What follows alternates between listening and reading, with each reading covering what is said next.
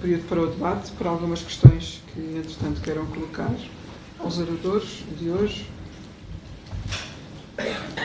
Não há intervalo. Vai haver a seguir com um café e água e som para quem quiser. Sim. Sim, uma questão colocada pelo Sr. Major Mário Tomé. Coronel. Geral. Coronel General Mário Tomé. Obrigado. Foi com alto interesse e muito apreço, muita satisfação que esta sessão. Temos que levar isto. Meu caro, para que consiga ficar gravado. Isto está a ser gravado e transmitido. Está a ser gravado. Já será editado ali. É evidente que. E lá se te apanham, olha para trás. Não, qualquer. Está-me a apanhar, estou penteado. É evidente, como acabámos de ver, a questão central, independentemente da importância de todas as outras, a questão central é a Palestina. A Palestina está a cometer um genocídio desde 1947 ou 48. Há filmes sobre isso. A expulsão, a perseguição, o assassinato sistemático de palestinianos pelas tropas israelitas vem desde aí. Tudo isso foi aceito pela comunidade internacional com um conceito de segurança que, enquanto esse conceito de segurança não for alterado ou não for alterado, as coisas os crimes de guerra e o desrespeito pelos direitos humanos continuarão com o aval das grandes potências, como é óbvio. É evidente que a civilização a chamada civilização ocidental tem permitido tudo isto. Porque ela própria, a nossa civilização em geral, as grandes potências, os grandes países, ou os países com uma história marcante da Europa, assentam a sua dita democracia em genocídios, em colonialismos tão bárbaros, ou quase tão, como o que está a ser cometido atualmente. Portanto, embora manifestem a sua... enfim, manifestem o seu desgosto pelo que se passa e a sua oposição ao que se passa, é sempre uma oposição e um desgosto sem grande peso, sem grande força. Daí que a importância desta petição, assim que se chama, desta petição ao Sr. Presidente da Assembleia da República. Os jornalistas, eu lembro-me, eu uma vez escrevi um artigo em que andei a investigar, quando foi do Iraque, do Iraque, quer dizer, nós somos governados e fomos governados por gente que é cúmplice dos maiores crimes. Eu chamo-lhes assassinos de voz meiga, não é? Quer dizer, tudo o que se tem passado, o que se passou com o Iraque, teve a nossa participação ativa, a nossa, salvo seja, participação ativa de altos dirigentes do nosso país. Havia um hotel em Bagdade onde estavam instalados 200 e tal jornalistas. Esse hotel foi considerado pelos Estados Unidos, ocupantes e atacantes e ocupantes, como um alvo militar. A chacina de civis não vem desde aí, é permanente, com Estados terroristas a mandarem no mundo como os Estados Unidos são um Estado terrorista. Não é preciso provas, elas estão aí todas. E o grande problema é que se aceita isso.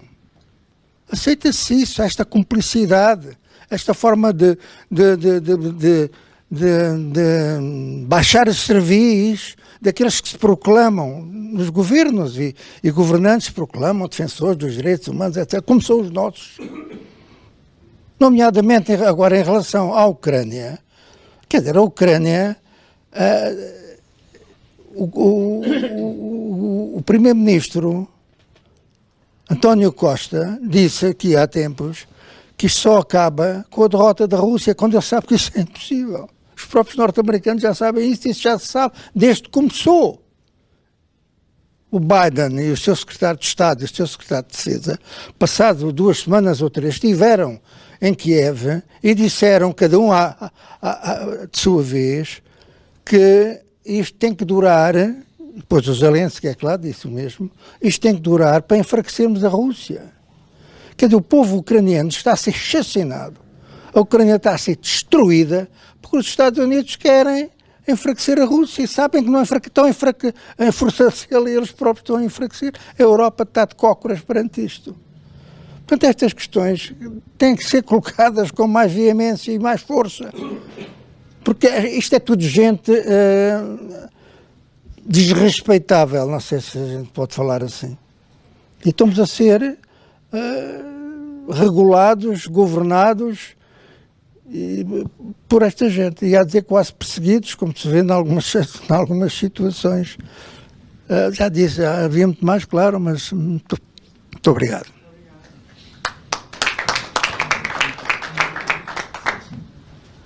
É para aqui? Vais falar? Sim. Depois de ti, tem que falar. Claro. Eu não tenho o verbo do Jerónimo, que ele faz-nos imagens que vêm desde o século XIX até nós e que algumas até nos arrepiam.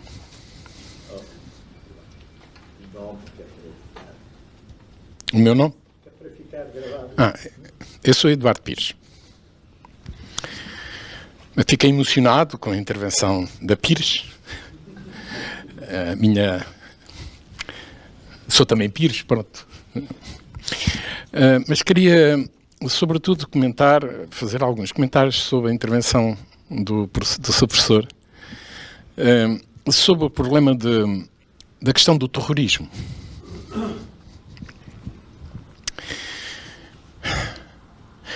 Nós tivemos uma instituição que é as Nações Unidas, instituída, como disse, em 1948, se não me engano. Foram baseadas em 2 bombas atómicas sobre 2 cidades, com toda a população civil, e que mataram quase instantaneamente mais de 100 mil pessoas. Desnecessárias essas 2 bombas atómicas. A rendição estava próxima. Foi para quê? Para fundarmos uma instituição baseada no temor? Baseada no medo? Da utilização dessas bombas atómicas e, portanto, termos uma sociedade que dominaria o mundo inteiro? Uma sociedade, isto é. Uma burguesia, neste caso dos Estados Unidos, que dominavam e imperavam sobre o mundo? Isto aqui, e que me parece que é evidente, e construíram realmente um mundo de paz na Europa, dizem. Um mundo que chamaram até do período mais longo de paz na Europa. A Guerra Fria. Mas quem pode dizer que foi uma Guerra Fria durante este tempo de 70 e tal anos, sobre esse de 1945, 46, 47, Guerra Fria, guerra bem quentinha, que teve tantos milhões de mortos, não digo como na Segunda Guerra Mundial, mas lá se aproximou. Essa Guerra Fria teve a Guerra do Vietnã, teve a guerra em toda a África, até na América Latina. Então, tivemos uma guerra bem quentinha. E sempre, de alguma forma, baseada num conceito que é o conceito do terrorismo. Mas nós sabemos, tivemos uma guerra colonial. Essa guerra colonial levou-nos a que praticamente todas as famílias em Portugal tivessem algum amigo, algum familiar nessa guerra. Portanto, todos nós estivemos implicados nela.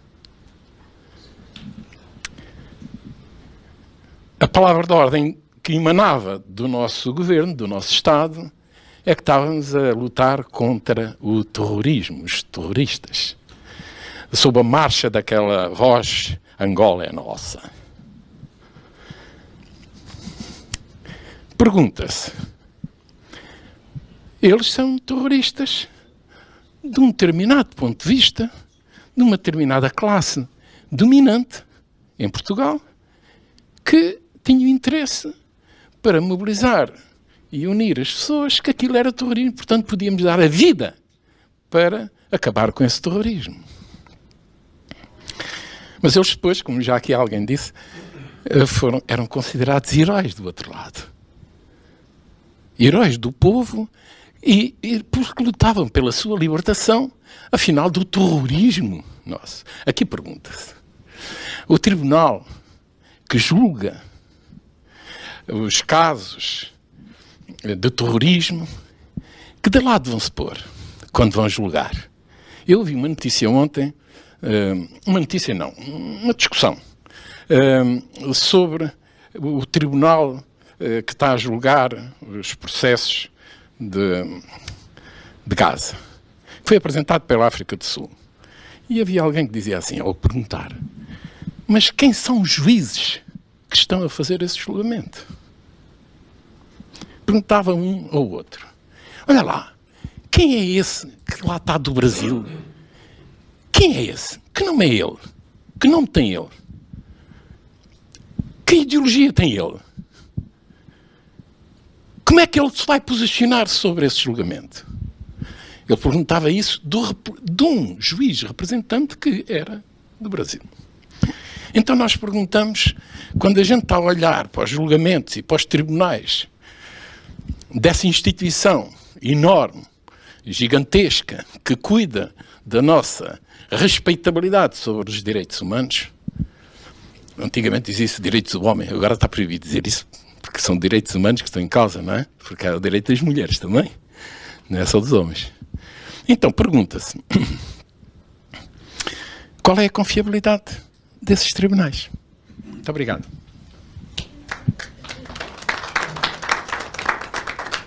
Posso passar a quem? Sim.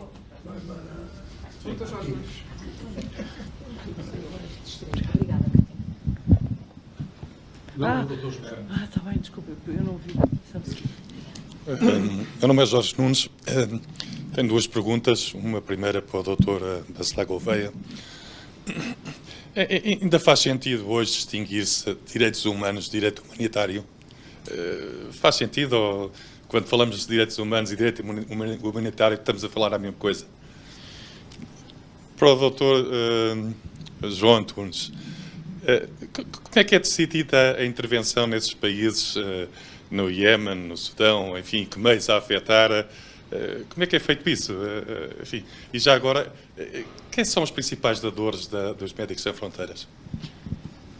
Obrigada. Depois, vamos passar então já ao Dr. Professor António Queiroz. Sim, sim, pode. Já agora o microfone. Muito obrigado. Muito obrigado. Acho tão preciso. Mas é preciso para gravar. Pois claro. Três questões muito rápidas que eu gostaria de poder desenvolver. Eu participei em centenas, eu quase diria milhares de conferências, congressos, em meios académicos, empresariais, onde se discutiram com os direitos humanos, a questão dos direitos humanos. E em muitas delas fiz esta pergunta: quem é que já leu a Declaração dos Direitos Humanos assinada em 1948? Isto é, e aos meus alunos perguntava, quantos artigos tem a Declaração? Os meus 5 dedos da mão eram demais para contar quem eu já tinha feito. Eu não vou discutir a questão dos direitos, não vou meter por aí, não. Mas esta questão é uma questão política da máxima importância. E também perguntava, e como é que nasceu? Que mãos é que a escreveram? Em que condições? E, portanto, dediquei uma boa parte do meu trabalho a resolver estes problemas e a consultar as fontes todas. A declaração tem 30 artigos e tem um preâmbulo. E nesses artigos está a condenação do racismo, do colonialismo, da discriminação de todos os tipos. Está a elevação dos direitos trabalhistas à condição superior de direitos humanos. Está a elevação da saúde, da educação, daquilo que hoje é básico numa vida, à condição de direitos humanos. E depois está todo um trabalho de demolição, de contra-informação, de mutilação desta declaração, que se tornou dominante por causa daquilo a que já chamou aqui Guerra Fria. Portanto, eu releio regularmente a Declaração Universal dos Direitos Humanos e aconselhava a todos a fazê-lo. O artigo 21 não consagra a tese do Churchill que há o fim da democracia. Diz exatamente o contrário. Diz que está aberto um caminho para que os povos, as nações, escolham o seu caminho para a democracia.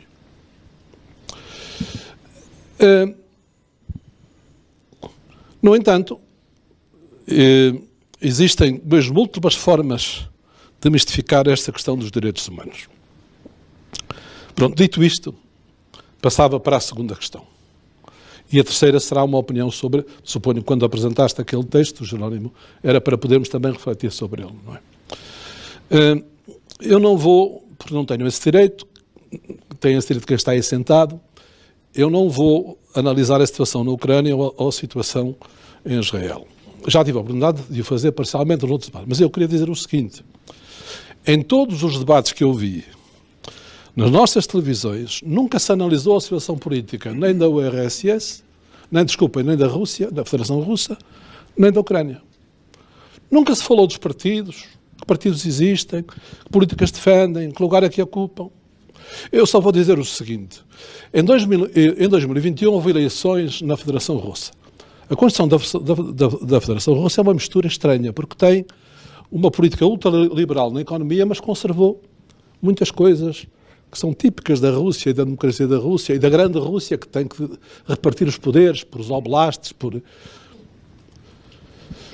E nestas eleições, pela primeira vez, nos últimos dezenas de anos, o partido da Rússia Unida, o partido de Putin, não teve 50% dos votos, teve 49% dos votos. E 49% da população absteve-se. Em segundo lugar ficou o Partido Comunista da Federação Russa, com 20% dos votos. Em terceiro lugar, um Partido Socialista, com 7%, e um partido de extrema-direita que se chama Liberal, com 7%, e em último lugar ficou um partido tolstoniano empresarial, que não tem nada a ver com a nossa cultura, porque é uma realidade totalmente diferente. Esse Partido Comunista foi agora proibido de participar nas eleições, com o pretexto de que 14% das assinaturas não eram válidas. Não vou... A visão que nós temos de que na Rússia há um Novotelny, que é o líder da oposição, é uma visão desmentida por centenas de senadores e congressistas americanos que o denunciaram no seu tempo como um chauvinista, um homem de extrema-direita, porque o Partido Liberal não é um partido liberal, é um partido de extrema-direita. Só se candidatou uma vez às eleições, em Moscovo.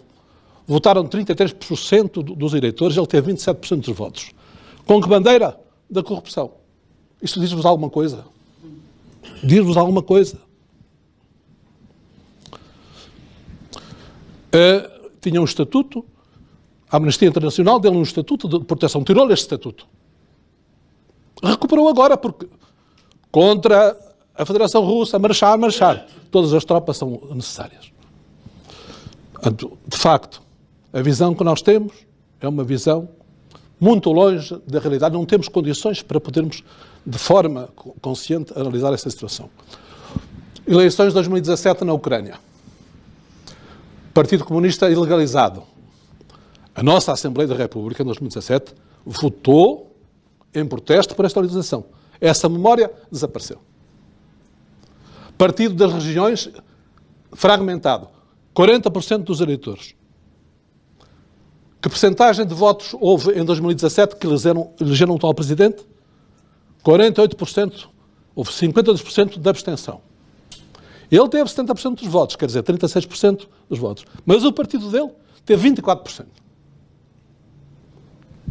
A Assembleia Nacional da Ucrânia votou hoje um decreto-lei de mobilização à força do que resta das forças vivas da Ucrânia.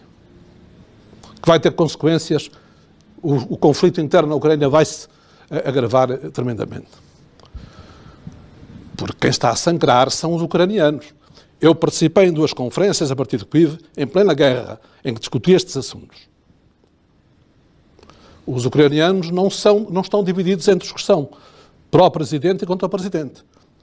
Há na Ucrânia gente muito consciente que quer a paz e que não consegue ter representação política para chegar à paz.